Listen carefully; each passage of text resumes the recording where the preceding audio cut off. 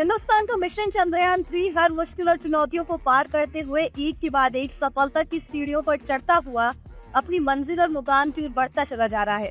Mission moon की एक और सीढ़ी को पार करते हुए आज देर रात 1:50 पर विक्रम लैंडर की सफलतापूर्वक डिगोस्टिंग की गई, यानी चंद्रयान की रफ्तार और धीमी करने में सफलता मिल गई है। इस बात की जानकारी खुद इसरो ने ट्वीट कर दी। ट्वीट करते हुए इसरो ने लिखा, दूसरी और अंतिम डिगोस्टिंग ऑपरेशन ने एलएम कक्षा को सफलतापूर्वक 25 किलोमीटर गुणे 134 किलोमीटर तक कम कर दिया है।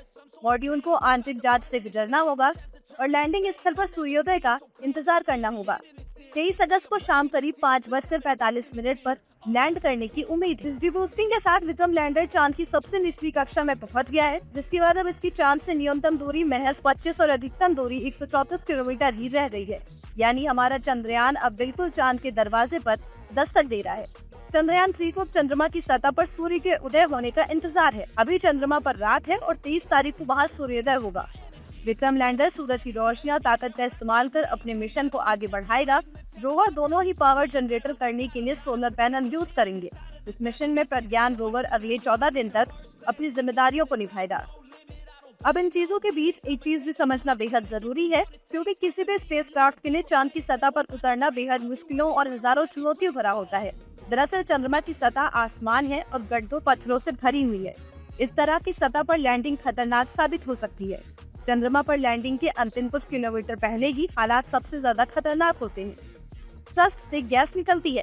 इन गैसों के कारण चंद्रमा की सतह से काफी बड़ी मात्रा में धूल होती है, जो ऑन बोर्ड कंप्यूटर और सेंसर्स को नुकसान पहुंचा सकती है या भ्रमित कर सकती है। इसके अलावा चंद्रमा की सतह पर लैंडिंग के लिए बड़ी मात्रा में ईंधन की जरूरत पड़ती है, जिसके जरिए अपोजिट डायरेक्शन में बल लगाकर नीचे उतारने की स्पीड कम की जाती है। हालांकि इतना ईंधन लेकर उड़ान भरना खतरनाक हो सकता है। लैंडिंग इसलिए भी चुनौती से भरी है क्योंकि चंद्रमा पर पृथ्वी के मुकाबले वातावरण करीब 8 गुना पतला है। ऐसे में पैराशूट के जरिए भी किसी अंतरिक्ष यान को उतारा नहीं जा सकता है। इन सब के बीच इस बार इसरो ने पुरानी गलतियों से सबक लेते हुए गलती से भी कोई गलती ना हो इसका पूरा इंतजाम किया है। यानी इस बार चांद की धरती पर कदम रखने में गलती की कोई गुंजाइश नहीं है। चंद्रयान मिशन 2 ने चांद से आखिर 2 किलोमीटर दूर अपना मिशन अधूरा छोड़ा था। इस मिशन की क्रैश लैंडिंग हुई थी, लेकिन हमारे वैज्ञानिकों ने चंद्रयान-3 मिशन की सफलता के लिए लैंडर की तकनीक में बड़ा बदलाव किया। विक्रम लैंडर के लेग्स को बहुत मजबूत बनाया गया है।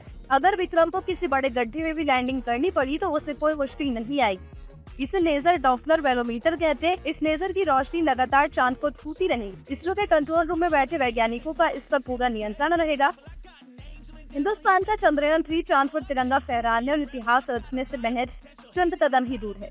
लेकिन इन सब के बीच रूस के मिशन मून में एक बाधा आ गई है। न्यूज एजेंसी रॉयटर्स के मुताबिक लूना 25 एयरक्राफ्ट में तकनीकी खराबी आई है। दरअसल ऑर्बिट बदलने के दौरान इसमें इमरजेंसी की स्थिति बनी। इससे ठीक ढंग से ऑर्बिट चेंज नहीं हो सकी। मैनेजमेंट टीम स्थिति का एनालिसिस कर रही है। रूस के लूना 25 को 21 अगस्त को चांद पर लैंड करना है। ऐसे में रूस के मिशन मून को एक बड़ा झटका लग सकता है। हालांकि रूसी एजेंसी ने तकनीकी खराबी के बारे में ज्यादा जानकारी शेयर नहीं की है। अब देखना ये होगा कि रूस का मिशन सक्सेसफुल होता है या नहीं। लेकिन हमारा चंद्रयान-3 एक के बाद एक सफलता की सीढ़ियां चढ़ता जा रहा है। ऐसे में विक्रम का विजय होना तय है।